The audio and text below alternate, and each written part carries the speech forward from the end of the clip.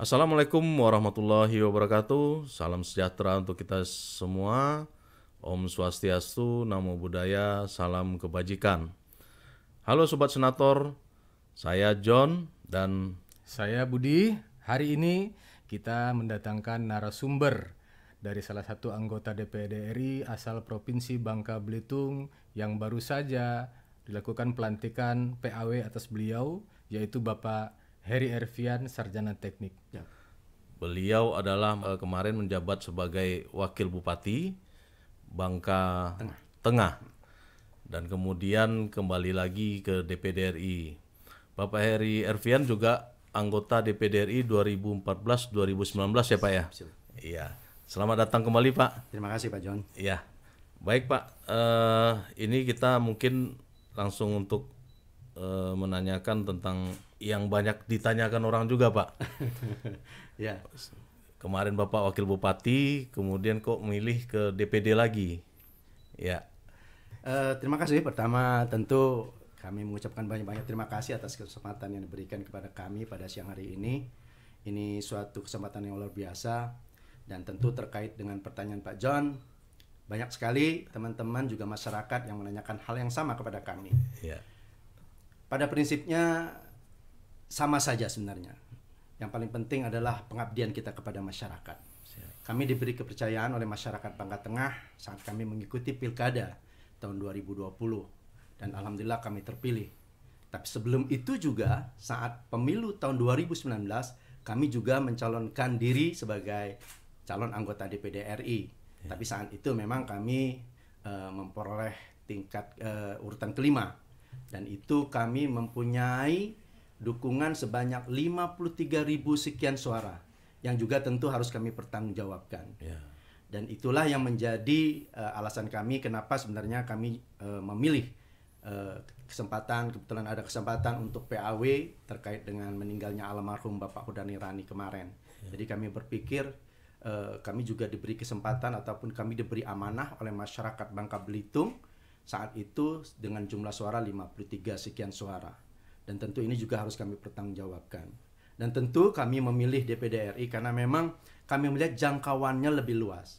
Kami tetap bisa berkontribusi untuk Kabupaten Bangka Tengah yang saat itu memberikan amanahnya kepada kami sebagai Wakil Bupati, tapi juga kami bisa memberikan kontribusi untuk kabupaten kota yang lainnya yang ada di Provinsi Bangka Belitung. Itulah yang menjadi alasan pertama kami kenapa kami memilih kesempatan saat ada kesempatan sebagai anggota DPD RI pengganti antar waktu. Oh gitu. Ya, gimana sih Pak bedanya antara Wakil Bupati dan DPD dari ininya gitu, dari pekerjaannya atau kemarin Bapak udah merasakan jadi anggota DPD kemudian jadi Wakil Bupati gitu kan? Antara pemerintahan dan legislatif ini kan agak jauh beda Pak. Gimana Pak? Tentu Pak John, seperti yang sama-sama kita ketahui bahwa menjadi seorang eksekutif di eksekutif maupun di legislatif tentu ada perbedaan yang sangat-sangat bisa kita rasakan. Kami merasa saat kami menjadi anggota DPD RI 2014-2019 yang lalu memang kami banyak bersentuhan langsung dengan masyarakat karena memang masyarakat sangat mendukung ataupun membutuh sekali penyampaian aspirasi mereka kepada pemerintah, baik itu pemerintah daerah maupun pemerintah provinsi dan juga pemerintah pusat. Nah, berbeda saat kita duduk di eksekutif. Nah, kita dituntut oleh masyarakat untuk memberikan pelayanan yang terbaik bagi masyarakat kita. Nah, disitulah kewajiban kita ataupun kita merasa tertantang karena memang sebagai eksekutif tentu sekali lagi kita harus memberikan pelayanan yang baik kepada masyarakat kita yang sangat dibutuhkan oleh masyarakat kita. Baik itu pelayanan untuk pelayanan umum, pelayanan dasar yang benar-benar sangat dibutuhkan oleh masyarakat. Dan disitulah kami merasa menjadi seorang eksekutif yang memang sangat dibutuhkan oleh masyarakat terkait dengan bagaimana kita memberikan pelayanan terbaik bagi masyarakat kita. Oh ya Pak, salah satu fungsi DPD RI itu kan fungsi pengawasan ya Pak. Betul. Sebelumnya di eksekutif, Ya. sekarang mengawasi. Ya. Kira-kira nanti bagaimana kira-kira perasaan dan apakah akan galak nanti itu gimana Pak? Kami kira Pak Budi sebagai tugas kita yang pertama memang salah satunya adalah pengawasan tadi. Tentu kita ingin memberikan di role yang tepat kepada tentunya pimpinan daerah. Di sini tentunya bupati, wakil bupati, ataupun gubernur, wakil gubernur. Nah, kita cuma ingin tentu memberikan pengawasan terkait dengan kebijakan-kebijakan yang mereka ambil tentunya. Seperti yang Pak Budi tanyakan, kalau kita galak, kami kira tidak seperti itulah ya Pak Budi. Tentu kita ingin bisa bekerja sama yang baik dengan seluruh stakeholder yang ada di provinsi maupun di kabupaten kota. Oh, baik Pak. Dan kira-kira Pak ke depan nanti kan di alat kelengkapan. Nah, sudah adakah rencana yang akan dilaksanakan sebagai anggota alat kelengkapan? Tentu kami harus mempersiapkan diri Pak Budi ya. Kebetulan almarhum kemarin ada di Komite 1 dan di alat kelengkapan PPUU kalau kami tidak salah. Nah, kami selama 2014-2019 komite yang belum pernah kami duduki adalah Komite 1. Oke. Karena kami lama di Komite 4 Pak. Komite yang membidangi keuangan dan perbankan.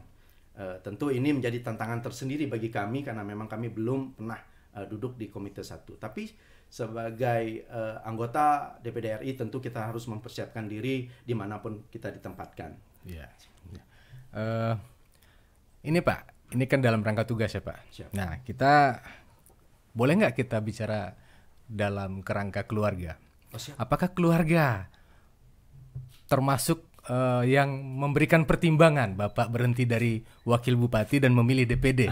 Dan kira-kira pada waktu itu adakah dialektika di antara keluarga sendiri, minta tetap di wakil bupati atau ke DPD? Alhamdulillah kami memang berasal dari keluarga yang berkecimpung di politik Pak. Yeah. Termasuk orang tua kami di DPD RI juga selama 2 periode. Yeah. Dan kebetulan kami belajar banyak dari adinda kami, Pak Erzaldi Rosman. Beliau kemarin adalah gubernur Provinsi Bangka Belitung periode 2017-2022. Saat ada kesempatan untuk PAW ini memang dari kami pribadi sebenarnya tidak ada keinginan untuk mengambil kesempatan untuk PAW ini. Karena kami berpikir kami harus menyelesaikan dulu tugas kami sebagai wakil bupati saat itu. Tapi memang banyak sekali masukan tidak hanya dari keluarga, tapi dari tokoh masyarakat, orang-orang tua yang kami anggap orang-orang tua, tokoh masyarakat, tokoh agama, yang menyarankan kepada kami untuk mengambil kesempatan ini agar pengabdiannya lebih luas. Pandangan mereka seperti itu. Nah, berjalan waktu memang kami melakukan komunikasi terutama dengan istri tercinta, bagaimana jika memang saran-saran yang diberikan oleh masyarakat, tokoh agama terkait dengan kesempatan ini. Dan istri sebenarnya memberikan peluang itu kepada kami kembali, terserah kepada ayahlah seperti apa. Tapi sebenarnya memang kami juga sempat berkomunikasi dengan orang tua kami. Orang tua kami berpikirnya simpel sekali. Beliau berbeda. Jadi seorang bupati di periode-periode sebelumnya dengan jadi bupati dengan kondisi sekarang yang begitu banyak kewenangan sudah diambil oleh pemerintah pusat. Jadi beliau menyarankan kalau memang ada kesempatan dan tentu pengabdiannya lebih luas, kami menyarankan kepada ananda kami untuk mengambil PAW terkait dengan sebagai anggota DPD RI. Seperti itu Pak Budi. Ya, kebetulan Pak Rosman juga lama di Komite 2, saya dulu di Komite 2 Pak.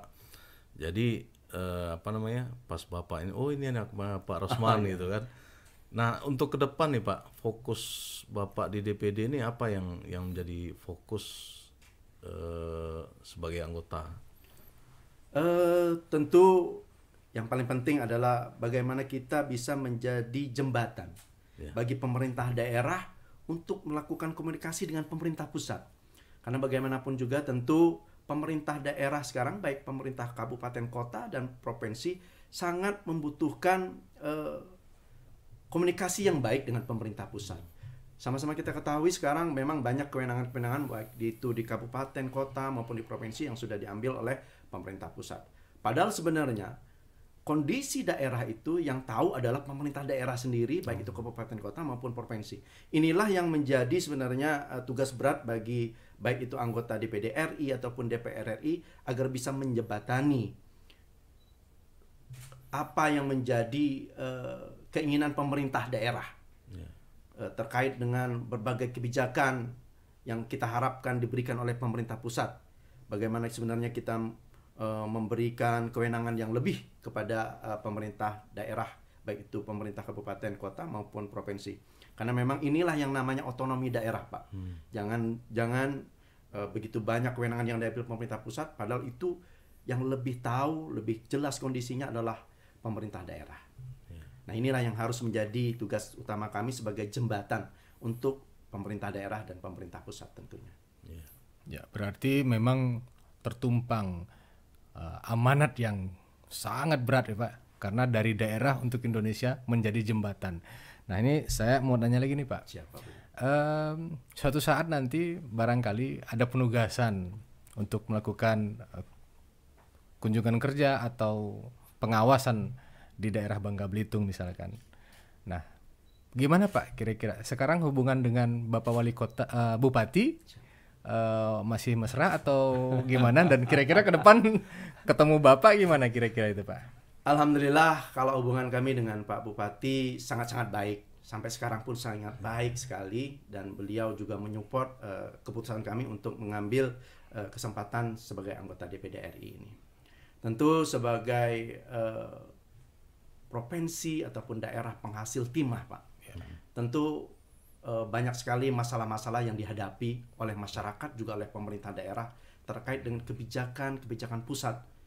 Karena bagaimanapun juga tentu Provinsi Bangka Belitung masih sangat bergantung dengan kondisi pertimahan, khususnya untuk seluruh masyarakat yang ada di Bangka Belitung. Banyak sekali masalah-masalah yang dihadapi oleh pemerintah daerah kita terkait dengan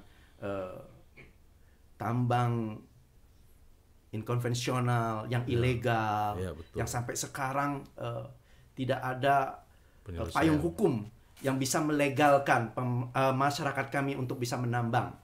Karena itulah yang diharapkan masyarakat kita. Jangan hanya pengusaha-pengusaha saja yang mendapat keuntungan dari kebijakan pemerintah terkait dengan kita bisa menambang untuk masyarakat ini, Pak. Jadi memang banyak sekali hal-hal yang harus kita komunikasikan antara pemerintah daerah terkait dengan aspirasi masyarakat untuk pemerintah pusat ini, Pak. Khusus untuk ditambang. Dan untuk bidang-bidang yang lain tentu hampir sama dengan daerah-daerah yang lain kami kira ya Pak. Baik itu pertanian, peternakan, dan yang lain-lainnya kami kira itu masalah yang lumrah dan hampir sama dengan provinsi yang lain. Tapi kami mempunyai karakteristik tersendiri khususnya tambang timah.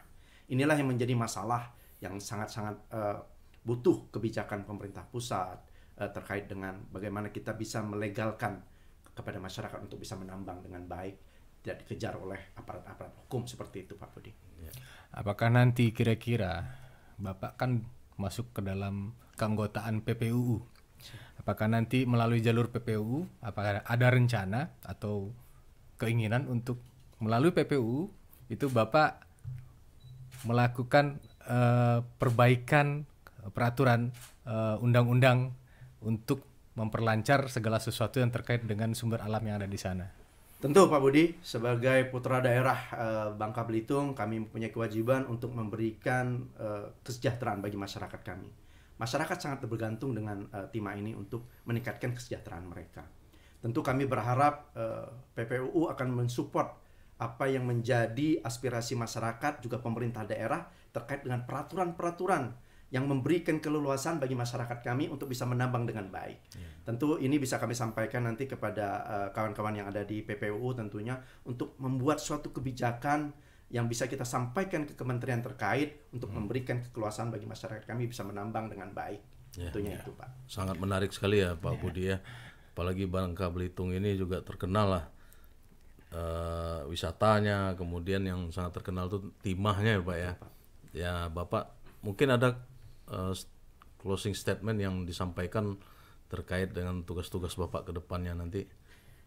Pertama kepada seluruh masyarakat Bangka Belitung, pertama kami mengucapkan banyak terima kasih atas amanah yang diberikan kepada kami, dan mudah-mudahan yang paling penting bagi kami adalah bagaimana kita bekerja sama yang baik untuk saling mendukung, baik kami sebagai anggota DPD RI, juga kepada seluruh masyarakat Bangka Belitung, juga pemerintah daerah dan seluruh stakeholder. Mari kita bekerja sama dengan baik untuk mewujudkan masyarakat Bangka Belitung, tidak hanya masyarakat Bangka Belitung, juga seluruh masyarakat Indonesia untuk menuju ke tingkat kesejahteraan yang lebih baik. Terima kasih. Ya, baik. Terima kasih Pak atas pemaparannya yang sangat luar biasa. Mungkin ke depan kita sering dalam podcast ini untuk tema yang lain, Pak. Siap, Pak John. Terima kasih banyak. Saya mengucapkan selamat kembali, Pak, ke Terima kasih, DPD. Pak John. Baik, Sobat Senator, jangan lupa like, comment, and subscribe. Kemudian aktifkan lonceng notifikasi DPD RI, akun YouTube-nya, dan jangan lupa follow juga akun sosmed DPD RI. Salam dari daerah untuk Indonesia. Wassalamualaikum warahmatullahi wabarakatuh.